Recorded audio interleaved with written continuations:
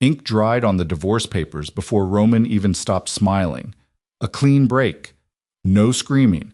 No messy court battles. Just a signature, a slide of paper across polished mahogany, and freedom. He thought he won.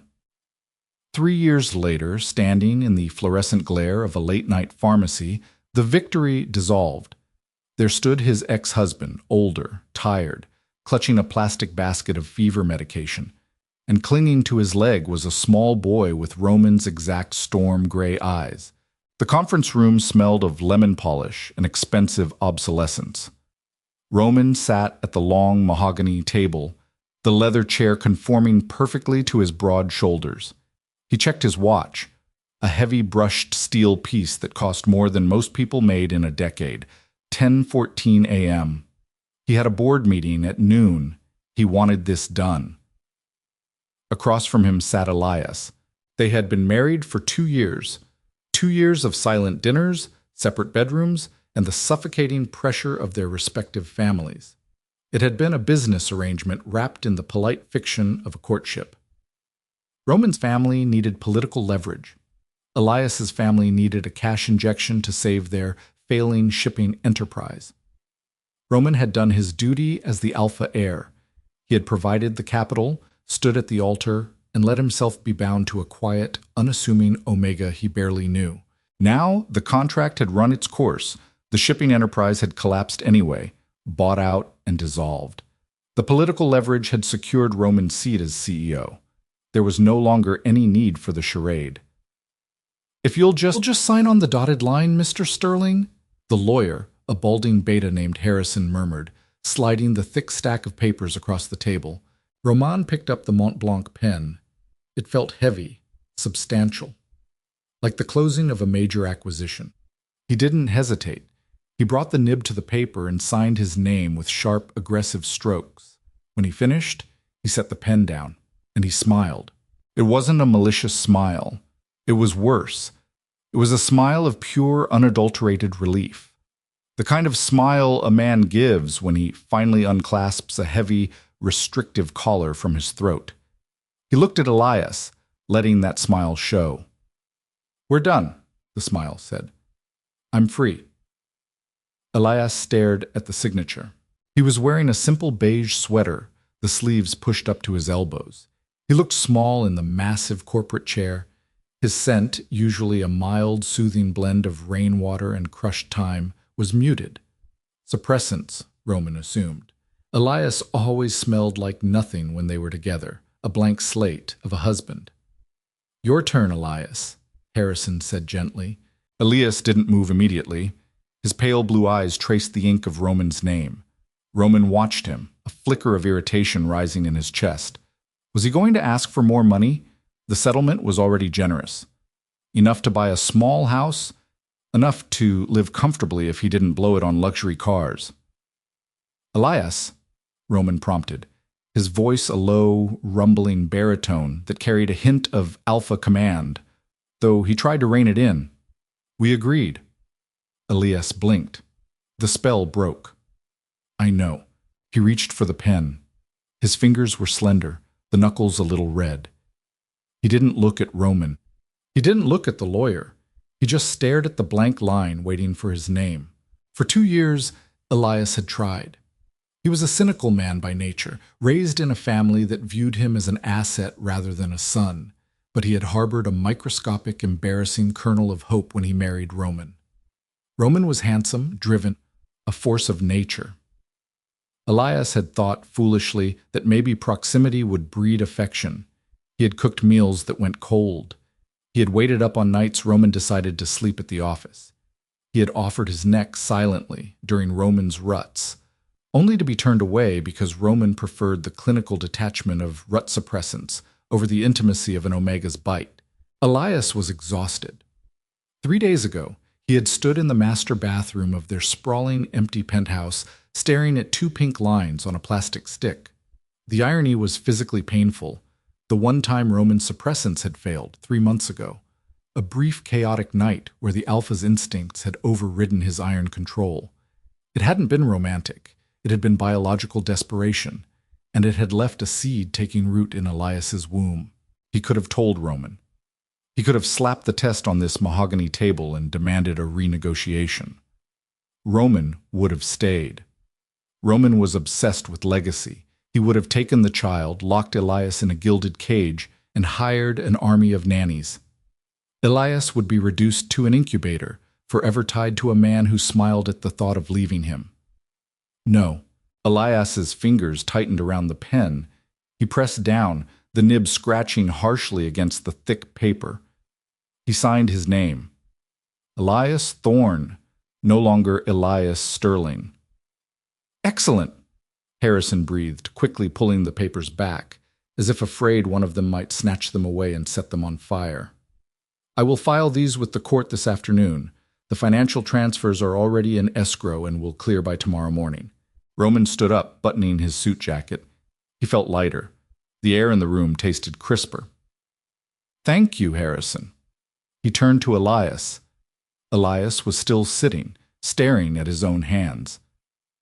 Elias, Roman said. Elias looked up. His face was a mask of placid indifference. Good luck, Roman said. He meant it. He held no ill will. The Omega was simply a bad investment that had finally been liquidated. Goodbye, Roman, Elias replied. His voice was steady. It didn't tremble.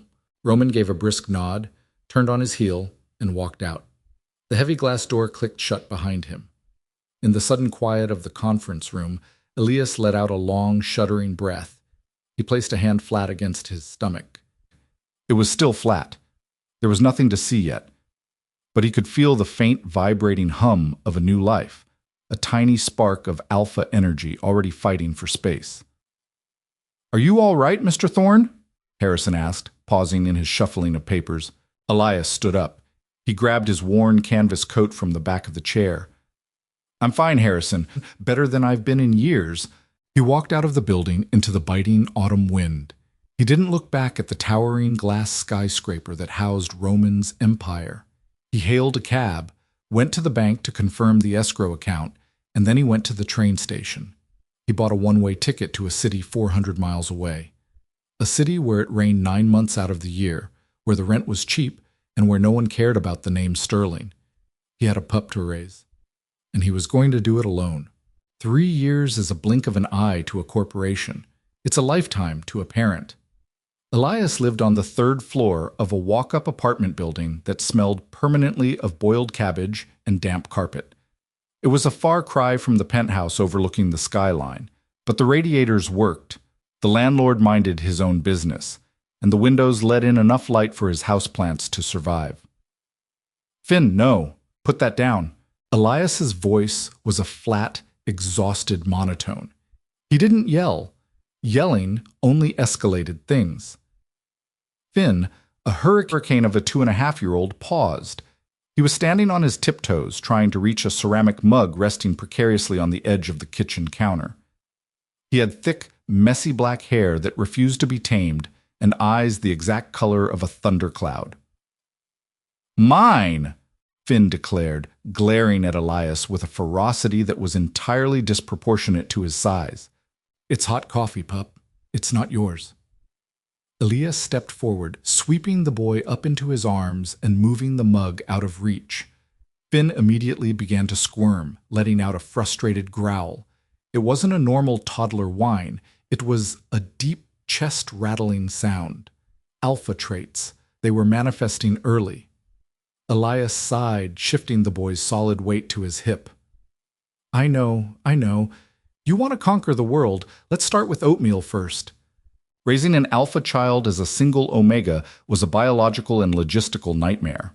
Omegas were wired to soothe, to nurture, to build nests. Alphas, even in their toddler years, were wired to push boundaries, to challenge, to assert dominance. Without an older alpha around to check Finn's instincts and guide his energy, Elias took the full brunt of it. He had bruises on his shins from where Finn threw tantrums and kicked. He had permanent bags under his eyes from waking up at 3 a.m. when Finn's developing scent glands caused him night terrors. And the scent. Finn smelled like ozone and black pepper. It was sharp, electric, and aggressively identical to Roman's. Every time Elias buried his face in his son's neck to comfort him, he inhaled the ghost of his ex-husband. It was a cruel joke of genetics. Elias set Finn down in his high chair, strapping him in quickly before the boy could attempt an escape. He dumped a spoonful of lukewarm oatmeal onto a plastic tray. Finn eyed it with deep suspicion, then picked up the spoon and threw it at the wall. Clack. The spoon bounced off the faded yellow wallpaper and hit the linoleum floor. Elias closed his eyes. He counted to 3. He didn't cry. He hadn't cried over spilled milk, or thrown spoons, or the ghost of Roman sterling in over 2 years. Crying burned calories he didn't have. He worked freelance data entry, typing strings of numbers into spreadsheets until his vision blurred, usually between the hours of 9 p.m. and 2 a.m. when Finn was finally asleep. The settlement money from the divorce was sitting in a high-yield savings account. Elias refused to touch it for daily expenses. That money was Finn's college fund, Finn's safety net. Elias would work his fingers to the bone before he used Roman's guilt money to buy groceries. He bent down, picked up the spoon, rinsed it in the sink, and handed it back. "Eat," Elias said softly. "Please." Finn looked at the spoon, then at Elias. The fierce scowl melted, replaced by a sudden, heartbreakingly soft look. He patted Elias's hand with sticky fingers. "Mama sad?" Elias's chest tightened. He hated the word mama, but Finn had picked it up at the local daycare and it had stuck. "No, pup, just tired. Eat your food." After breakfast, Elias had to run errands. They were running dangerously low on scent blockers.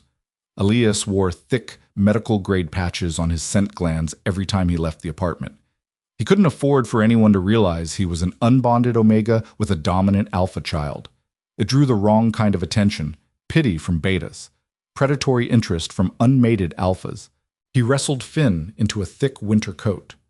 Finn fought it like a caged tiger, thrashing and growling, until Elias resorted to bribery via a slightly stale graham cracker. The streets were slick with freezing rain. Elias carried Finn most of the way to the pharmacy, his boots slipping on the wet pavement, the biting wind cutting right through his cheap wool coat. His back ached, a deep, persistent throb right at the base of his spine. He didn't resent Finn. He loved the boy with a fierce, terrifying intensity that defied logic. Finn was the only real thing in Elias's life, the only thing that wasn't a transaction, a contract, or a lie. But Elias was cynical about the world. He knew how it worked. Love didn't conquer all. Money, power, and biology conquered all. He was just a glitch in the system, hiding in the shadows, trying to keep his pups safe from a society that would strip them apart if they knew the truth, if Roman knew. Elias pushed the thought away as he shoved open the glass door of the pharmacy. Roman didn't know. Roman was probably on his 3rd trophy spouse by now, ruling his empire from a glass tower. He had signed the papers smiling. He didn't care. The pharmacy was brightly lit and practically empty. The hum of the fluorescent lights buzzed in Elias's ears. He set Finn down on his feet, keeping a firm grip on the boy's hand. "Walk nicely," Elias murmured, heading toward the family planning aisle to grab his blockers. Finn, however, was restless. The enclosed space, the strange chemical smells of the pharmacy, it agitated him. He tugged sharply on Elias's hand. "Go!" "In a minute. I need to get—" Elias paused, realizing he had forgotten to grab Finn's infant Tylenol. The boy had been running a mild fever the night before, likely teething. "Okay, let's go to the medicine aisle first." He dragged a protesting Finn down the aisle, lined with brightly colored boxes. He let go of Finn's hand for exactly 3 seconds to reach up to the top shelf for the medication. In those 3 seconds, Finn bolted. "Finn!" Elias hissed, panic spiking instantly. He grabbed the box and whipped around. The aisle was empty. "Mine!" a voice echoed from the next aisle over. Elias ran. He rounded the end cap of the aisle, his heart hammering against his ribs, terrifying scenarios flashing through his mind. He skidded to a halt. Finn was standing in the middle of the aisle, pointing an accusatory finger at a tall man in a dark, impeccably tailored cashmere overcoat. The man was holding a bottle of aspirin. Elias's breath caught in his throat. The world tilted on its axis, the fluorescent light suddenly too bright, the air suddenly too thin. He knew the cut of that coat. He knew the broad line of those shoulders, and he knew the scent that hit him like a physical blow. Heavy, dark cedarwood and cold smoke. Roman. For Roman Sterling, the past 3 years had been an exercise in relentless acceleration. Without a husband at home to pretend to care about, without the obligation of forced dinners and stilted conversations, he had thrown himself entirely into the company. He acquired competitors. He expanded overseas. He multiplied his net worth. He was incredibly, undeniably successful, and he was hollow. He didn't realize it at first. The adrenaline of the chase masked the emptiness. But lately, the quiet moments had become deafening. He would sit in his penthouse, pouring a glass of scotch that cost more than a car, looking out at the city lights, and feel absolutely nothing. There were Omegas, of course. Willing, beautiful, perfectly curated Omegas who knew the score. Brief transactional encounters that scratched a biological itch and left him feeling even colder afterward. None of them smelled right. None of them had that quiet, stubborn endurance he now retroactively recognized in Elias. Not that he missed Elias. Roman wasn't built for regret. He just recognized that the peace he thought he was buying with that divorce had actually just been isolation. He was in this God-forsaken city on a real estate acquisition. His flight had been delayed, his luggage lost, and a stress headache was driving a spike of pain right behind his left eye. It was 11:30 p.m. He had ordered his driver to pull over at the first open pharmacy he saw so he could buy some painkillers and knock himself out in the hotel. He stood in the pain relief aisle, squinting at the tiny text on a bottle of aspirin. Suddenly, a sharp, aggressive scent flared in his nostrils. Roman stiffened.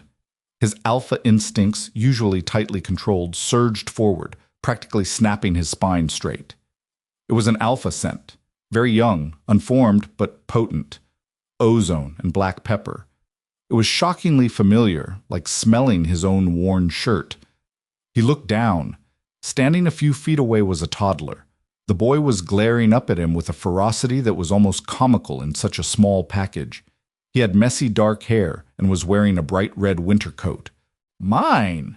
the boy barked, pointing at the aspirin bottle in Roman's hand. Roman stared. He didn't do kids.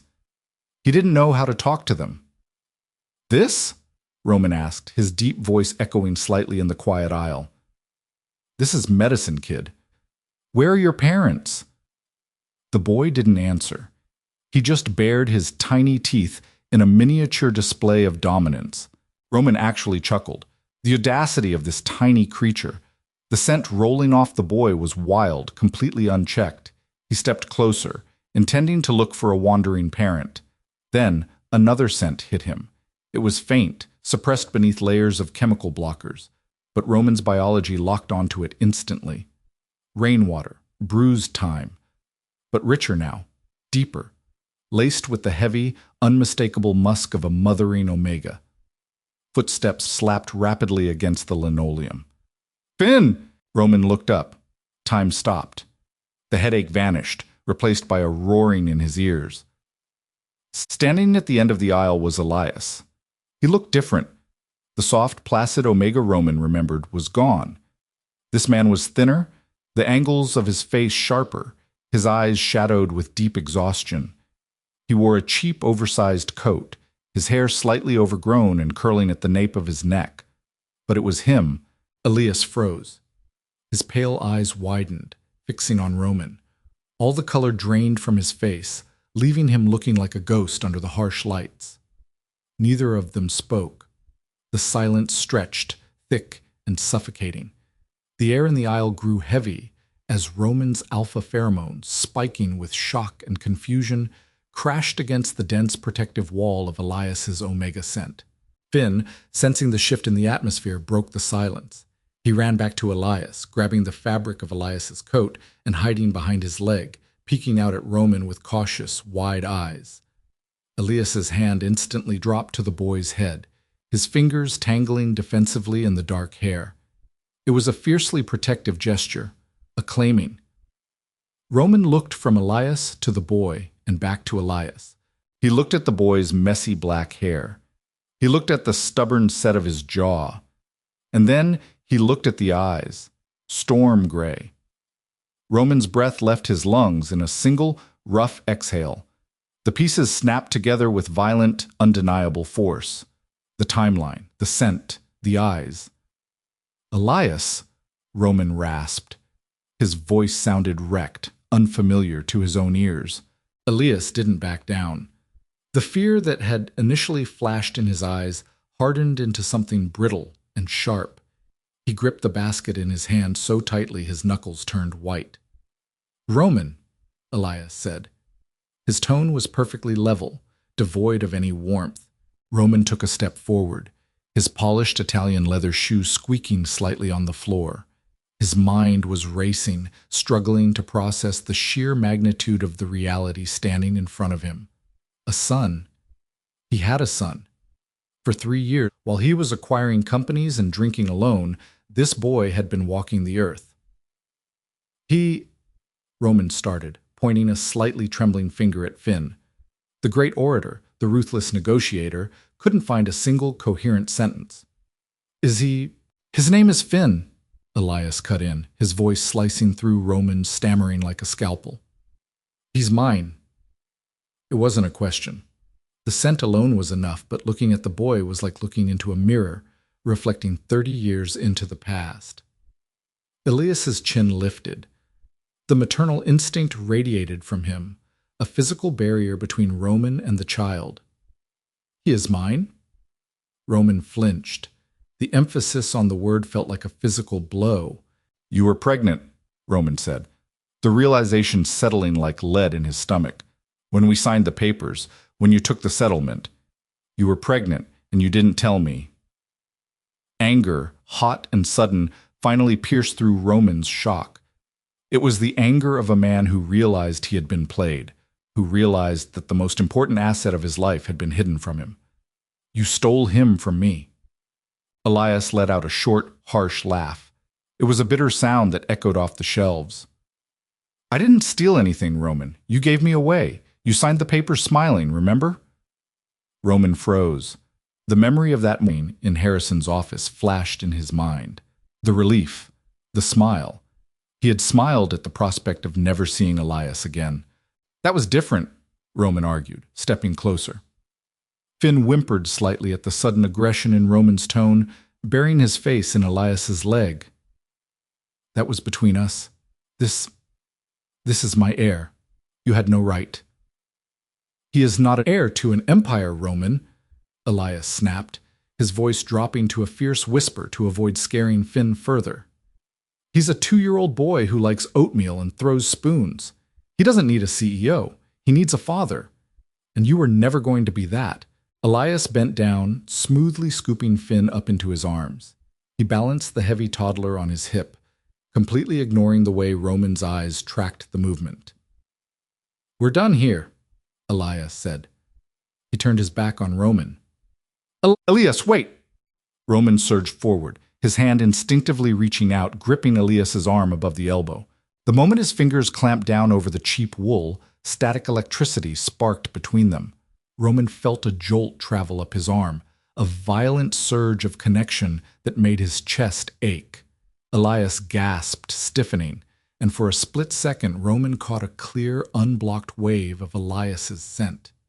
It wasn't just protective anymore. It was laced with a deep-buried sorrow. "Let go of me," Elias commanded, his voice shaking slightly. Roman looked down at his hand, then up at Elias's face. He saw the genuine exhaustion there, the dark circles, the frayed edges. He saw the reality of what 3 years of raising an alpha child alone had done to him. Slowly, Roman uncurled his fingers. He let his arm drop to his side. "I'm in town for the week," Roman said, his voice dropping to a low, intense register. "Staying at the St. Regis. I am not leaving without talking to you, Elias. You can walk away tonight, but I will find you. Elias looked at him, his blue eyes cold and cynical. You can buy a lot of things, Roman, but you can't buy back 3 years. Without another word, Elias walked away, heading toward the cash registers. Roman stood in the aisle, the bottle of aspirin forgotten in his hand, listening to the fading sound of their footsteps. He was alone again in the brightly lit pharmacy. But the emptiness that had haunted him for 3 years was gone, replaced by a burning, desperate need to fix the biggest mistake he had ever made. He didn't just want his heir. He realized with a sudden, terrifying clarity as the scent of bruised time faded from the air that he wanted the Omega who had been strong enough to walk away. Elias triple-locked the apartment door. The deadbolt slid into place with a heavy metallic thud that usually brought him a measure of comfort. Tonight, it sounded like a vault ceiling shut. He slid down the cheap veneer of the door until he hit the floor, pulling his knees to his chest. His breathing was shallow and fast. He pressed his palms against his eyes, but the afterimage of Roman's face, shocked, furious, and devastatingly recognizable, burned against his eyelids. Finn waddled over, a half-eaten graham cracker clutched in his fist. He patted Elias's knee, leaving a smear of crumbs on the worn denim. "Mama?" Elias dropped his hands. He forced his lungs to expand, pasting on a thin, fragile smile. "I'm okay, pup. Just catching my breath." He wasn't okay. The fragile ecosystem he had built over the last 3 years had just been bulldozed. Roman knew. Roman was a man who moved mountains to get what he wanted. He bought companies just to dismantle them for parts. He didn't lose. And Elias had just revealed that he possessed the one thing Roman had likely never anticipated wanting: an heir, a biological legacy. Elias hoisted Finn up, carrying him to the cramped bathroom. He went through the motions of their nighttime routine with mechanical precision, brushed the tiny teeth, wiped the sticky face, changed the diaper, zipped the fleece pajamas. Every movement felt heavy, as if he were moving underwater. He laid Finn in his crib, tucked in the corner of Elias's own bedroom. The boy fought sleep for 20 minutes, thrashing and kicking the blankets off, his small brow furrowed. The encounter at the pharmacy had unsettled him. He had smelled the raw, unfiltered alpha distress coming from Roman, and it had agitated his own developing instincts. It took Elias rubbing a steady, rhythmic circle on the boy's chest, humming a low, tuneless melody, before Finn finally went limp with sleep. Elias walked into the small kitchen and turned on the tap. He drank a glass of cold water, his hands shaking so badly the rim rattled against his teeth. Across town, Roman did not sleep. He sat in the wingback chair of his suite at the St. Regis, the room completely dark except for the amber glow of the streetlights filtering through the rain-streaked windows. An unopened bottle of expensive scotch sat on the glass coffee table. He didn't want to numb this. He needed his mind razor sharp. He had a team of corporate investigators on retainer. Usually they dug up dirt on rival CEOs or vetted potential acquisitions. At 1:15 a.m., Roman made the call. "I need an address," Roman told the voice on the other end, his tone devoid of its usual polished charm. It was flat and hard. Elias, he might be using a different last name. Check property records, utility bills, pharmacy registries in a 10-mile radius. I want it by sunrise. He ended the call and tossed the phone onto the cushion beside him. He closed his eyes, inhaling slowly through his nose. He could still smell it. Beneath the stale air of the pharmacy and the sharp tang of the blockers, Elias's true scent had flickered. Rainwater and bruised time, heavy with exhaustion. And the boy. His son. Roman scrubbed a hand over his face.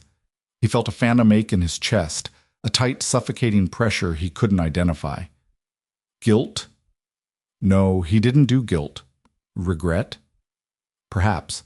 But mostly it was a primal, territorial rage.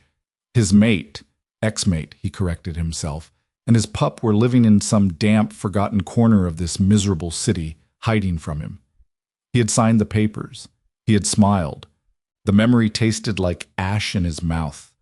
He had been so blind, so obsessed with untethering himself from an arranged marriage that he hadn't bothered to look closely at the man sitting across from him. He hadn't seen the quiet strength. He hadn't noticed the subtle shift in Elias's scent. He had just wanted out. Now he wanted back in. And he knew with chilling certainty that his money and his lawyers couldn't buy his way through Elias's front door. He was going to have to do something he had never done in his life. He was going to have to beg. The knock came at 8:15 a.m. sharp. It wasn't a polite tap. It was 3 heavy measured strikes against the wood. Firm, expectant. Elias froze halfway through, pouring a bowl of dry cereal. Finn, sitting on the rug and violently smashing a plastic fire truck against a wooden block, stopped and looked at the door. A low, vibrating sound rumbled in the toddler's chest. A warning growl.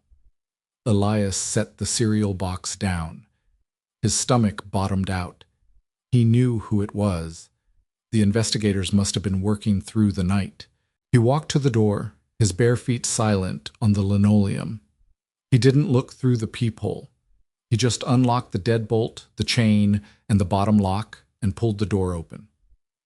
Roman stood in the narrow, dimly lit hallway. He looked entirely out of place. He wore a dark navy suit, sharply tailored, a silk tie knotted perfectly at his throat. His shoes gleamed.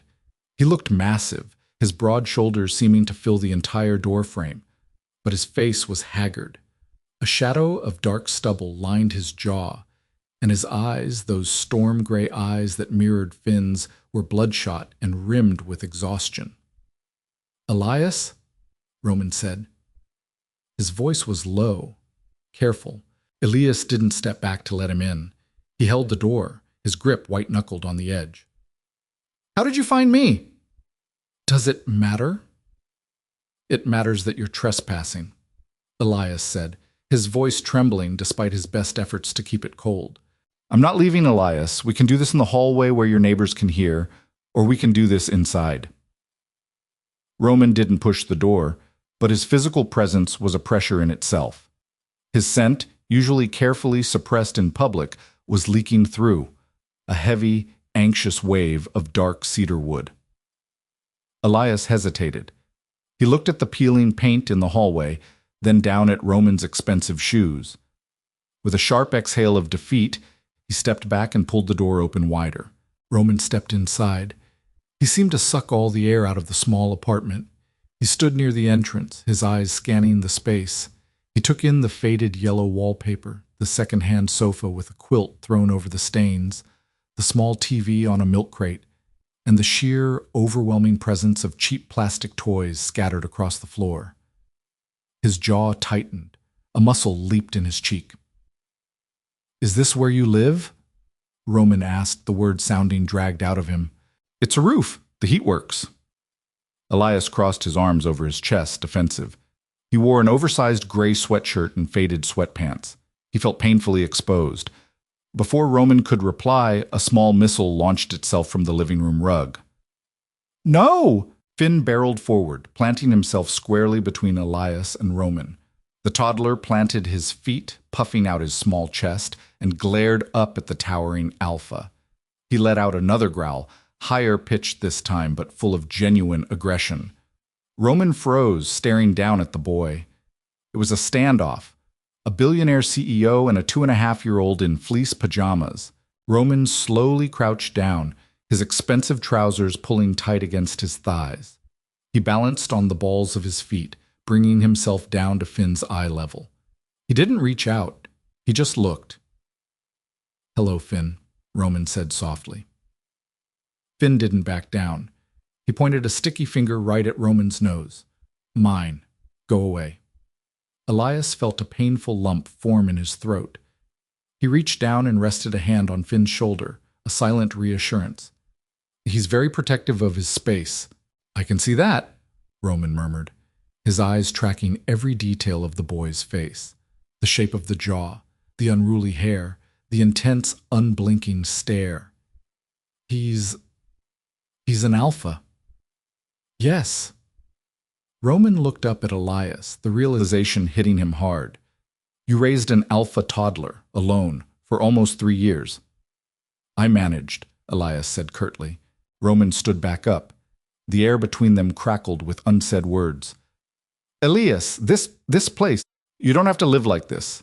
I can have you moved by this afternoon. A brownstone, a penthouse, whatever you want. I have accounts set up. I can transfer. Stop! Elias's voice cracked like a whip. Roman snapped his mouth shut. I didn't hide him from you because I wanted a bigger payout, Elias said, his voice shaking with a fierce, quiet anger. I hid him because you didn't want us. You made that perfectly clear. You bought me, you used me for leverage, and when you were done, you discarded me. I won't let you do that to him. He is not an acquisition. He's not a merger. I know that, Roman said, stepping closer, his hands raising in a placating gesture. I know I was a bastard, Elias. I know how it looked, but I didn't know about him. And if you had, Elias challenged, his chin lifting, what would you have done? Taken him? Hired a fleet of nannies? Left me locked in a gilded cage while you slept at the office? I would have been a prisoner, Roman, and he would have been a prop. Roman opened his mouth to deny it, but the words died in his throat. Because 3 years ago, Elias was entirely right. 3 years ago, Roman would have done exactly that.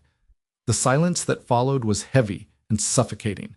The radiator in the corner clanked, a harsh metallic sound that made Finn jump. The boy was getting restless. The tension in the room was a physical weight, and his young alpha instincts didn't know how to process it. He began to whine, a high, reedy sound rubbing his face against Elias's leg. Mama, up.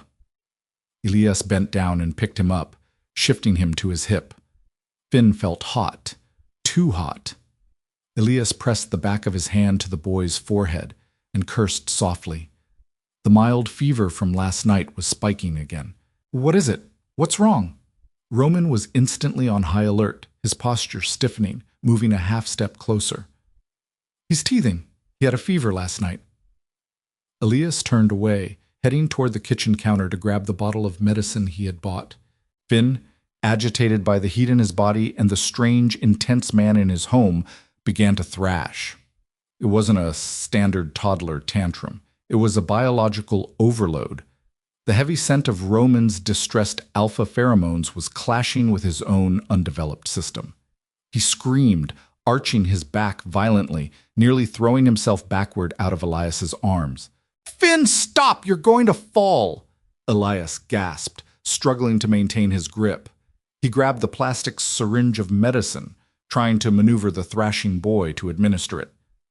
Finn slapped the syringe away. It clattered to the floor, splashing sticky red liquid across the linoleum. Elias sagged against the counter. Exhaustion, bone-deep and relentless, washed over him. He was so tired. He just wanted the boy to stop screaming. He just wanted to sleep. Suddenly, a large, warm hand clamped down on Elias's shoulder.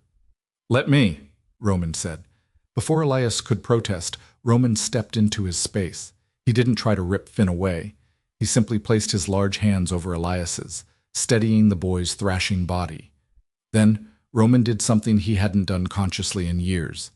He dropped his ironclad control over his scent. He didn't release the sharp, aggressive pheromones he used to intimidate boardrooms. He dug deeper, finding a biological frequency he didn't even know he possessed. He released the heavy, grounding scent of a protective, claiming alpha. It smelled like deep woods after a thunderstorm. Earthy. Solid.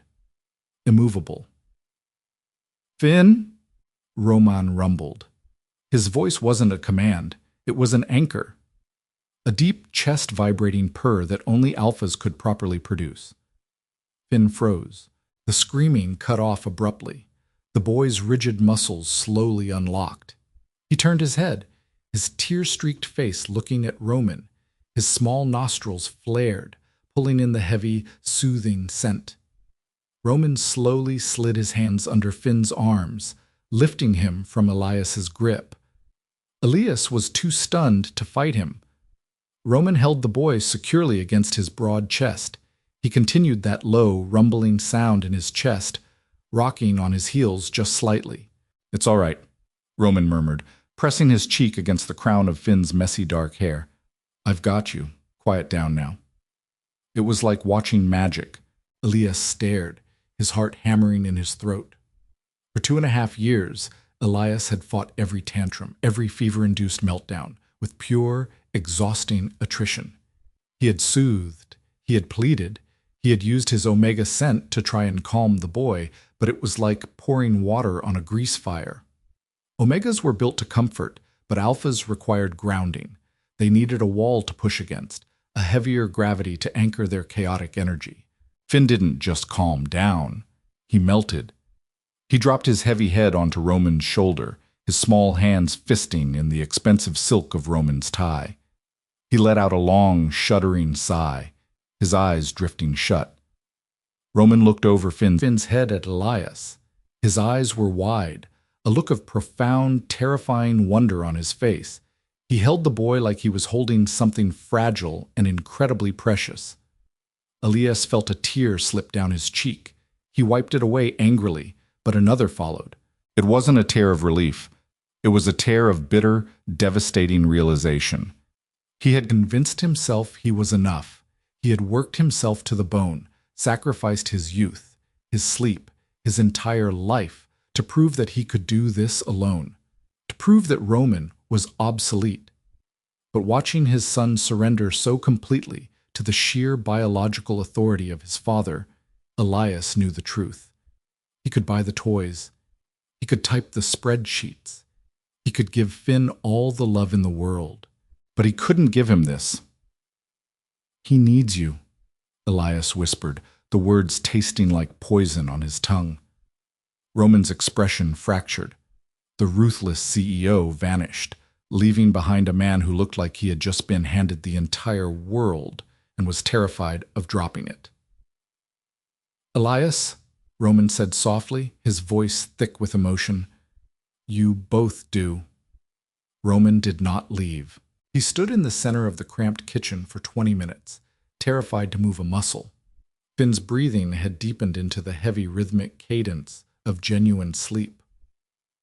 The boy's small hands remained stubbornly fisted in Roman's silk tie, wrinkling the expensive fabric beyond repair.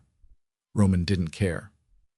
He felt the steady beat of his son's heart against his ribs, a frantic, tiny rhythm that fundamentally altered the gravity in the room.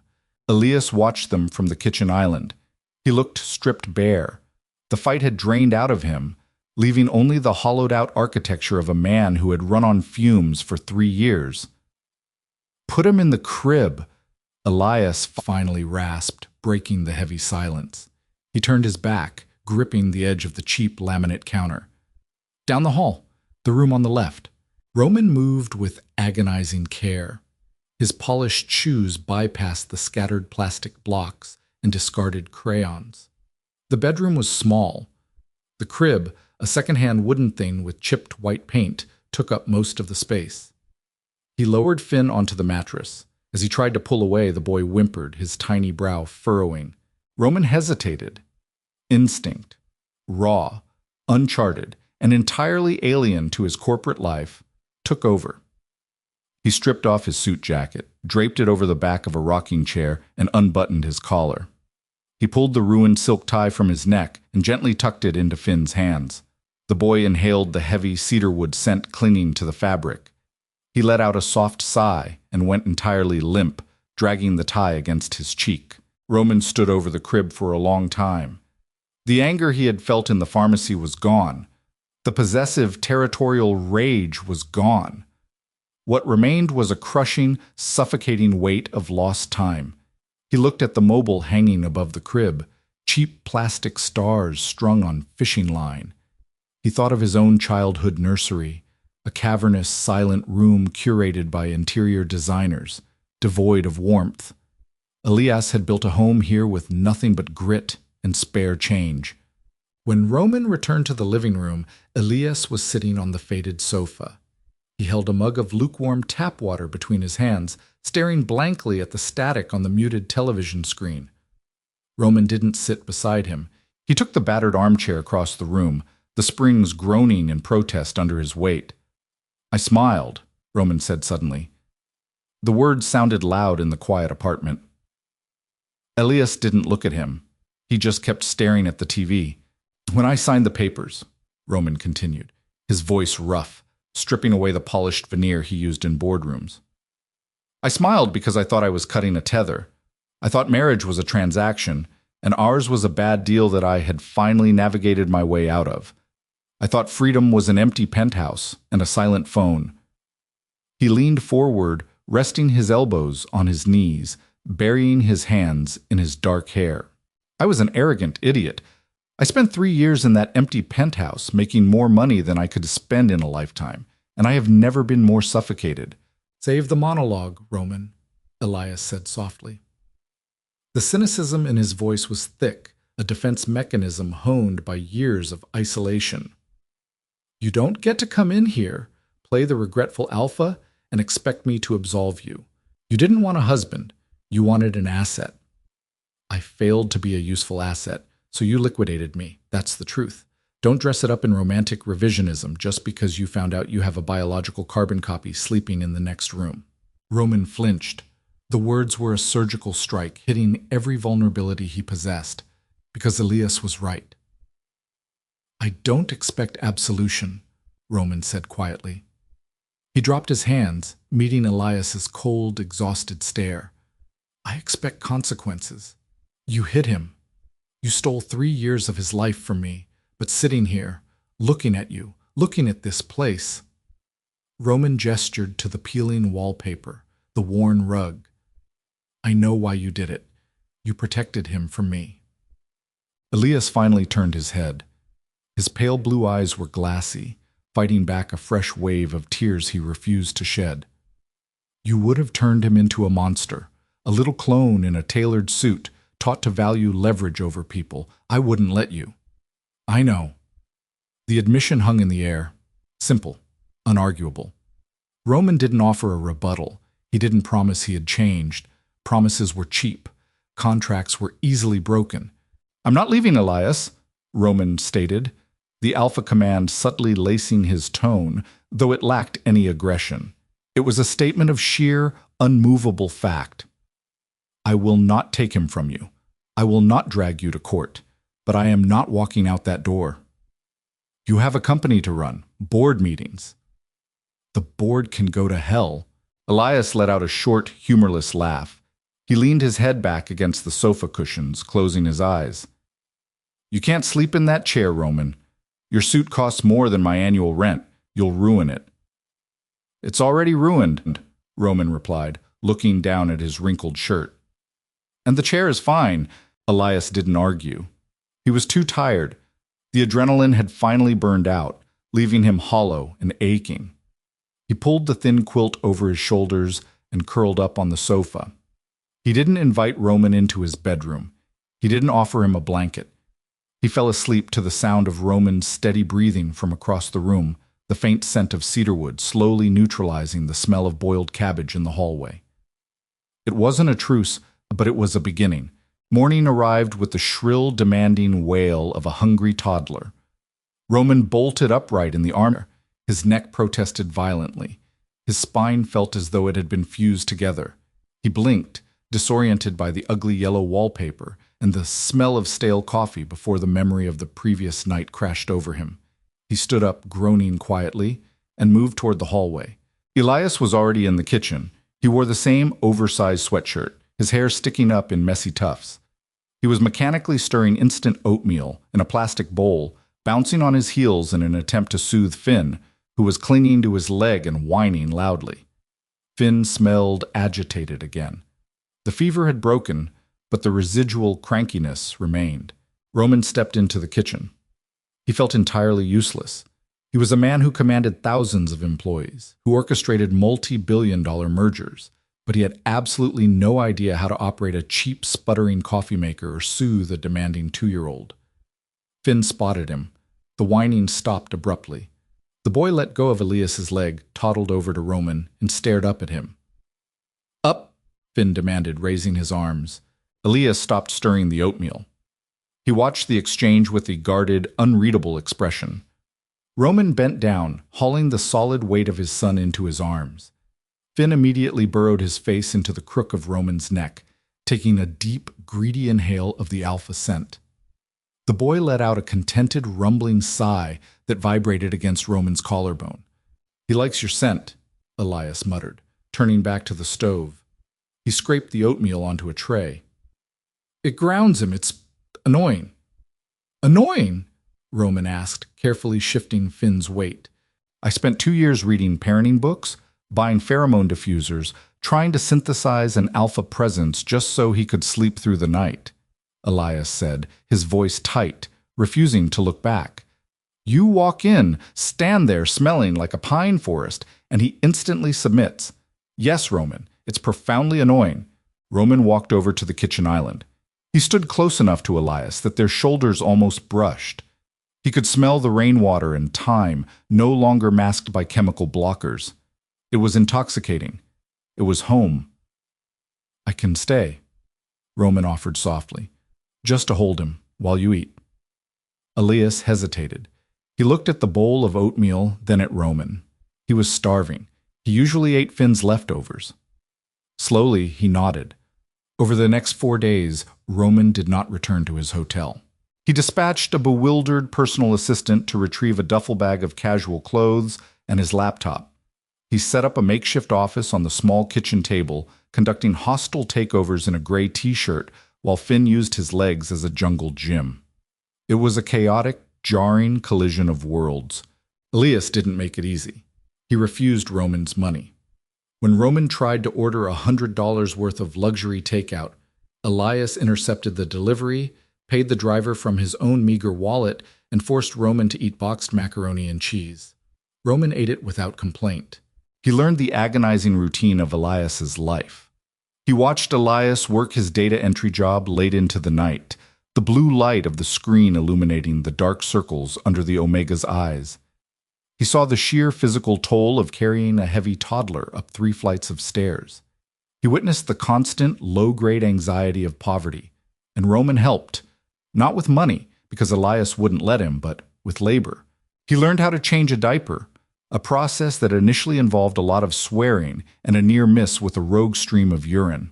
He learned that Finn required his green plastic cup, not the blue one, or a meltdown of epic proportions would ensue. He learned to project a calm, steady aura of alpha authority when Finn threw his toys, stopping the tantrums before they escalated. On the 5th afternoon, it rained, a heavy, relentless downpour that trapped them inside the stifling apartment. Finn was napping. Roman sat on the floor, attempting to reassemble a shattered plastic fire truck. Elias sat on the sofa, a book open on his lap, though he hadn't turned a page in 20 minutes. "Why did you agree to the marriage?" Roman asked suddenly. He didn't look up from the plastic wheels. Elias closed the book. He traced the worn edge of the cover. "My father. Our shipping company was bleeding cash. You were the life raft. I was the rope they used to tie it to the deck. You never fought it." "Omegas in my family don't fight. We endure," Elias said cynically. I thought maybe it wouldn't be so bad. You were handsome. You were smart. I thought if I just played the part, kept the house quiet, made sure you had what you needed, you might eventually see me." Roman finally looked up. The guilt hit him like a physical blow to the sternum.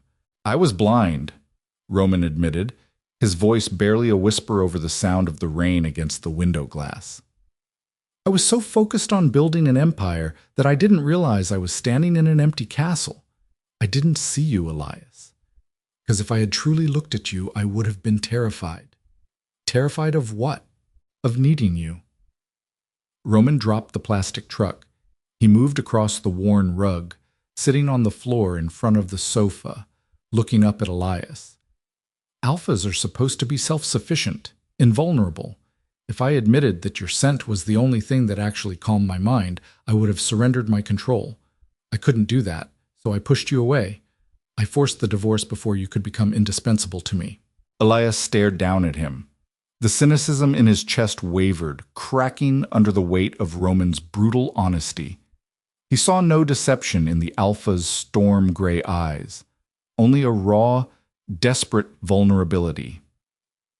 "You broke my heart," Roman, Elias whispered, the truth slipping out before he could build a wall to stop it. And then you left me to rebuild it out of scraps.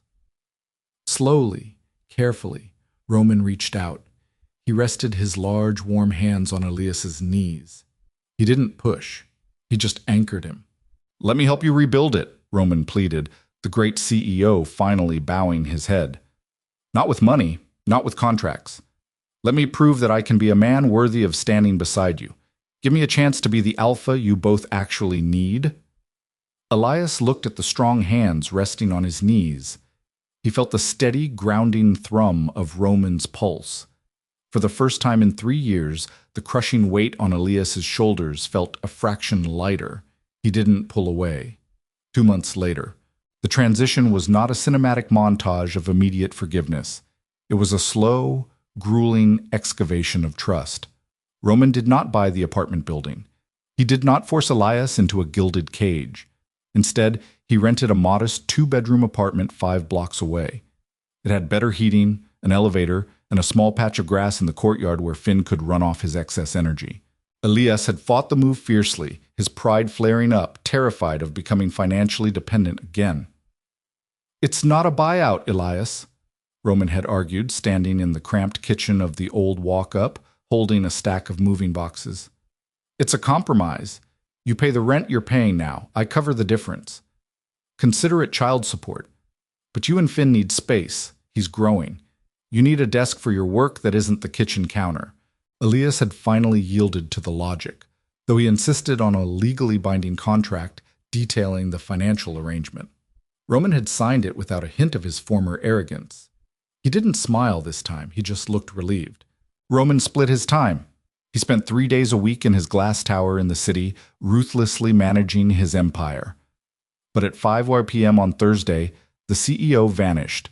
He boarded a train, traded his bespoke suits for jeans and a worn sweater, and became simply a father and a very patient, very persistent suitor. It was a Friday evening in late November. The new apartment smelled of roasting chicken and the faint, permanent undertone of cedarwood and thyme. The scents had finally begun to blend naturally, creating a warm, heavy atmosphere that felt undeniably like a home. Roman stood at the kitchen sink, his sleeves rolled up to his elbows, scrubbing a stubborn stain off a casserole dish. Soap suds clung to his wrists. In the living room, Elias was sitting on the floor, building a precarious tower of wooden blocks with Finn. The boy was thriving.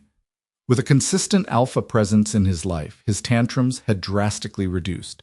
He was still fiercely independent, still stubborn, but the frantic, unregulated energy had smoothed out into a confident, curious nature.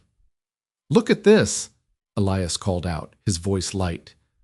Roman wiped his hands on a towel and walked over, leaning against the doorframe. Finn proudly pointed to a chaotic, leaning structure of red and blue blocks. "Tower! Big tower!" "It's a very big tower," Roman agreed, a soft, genuine smile pulling at his mouth. Finn suddenly lost interest in the architecture. He stood up, waddled over to Roman, and grabbed his pant leg, tugging insistently. "Dada! Play." Roman's breath caught slightly. Finn had started using the word a week ago. It still felt like a physical shock to his system every time he heard it. "All right," Roman chuckled, dropping to the floor beside Elias. He purposely bumped his shoulder against Elias's. "What are we building? A fortress? A skyscraper?"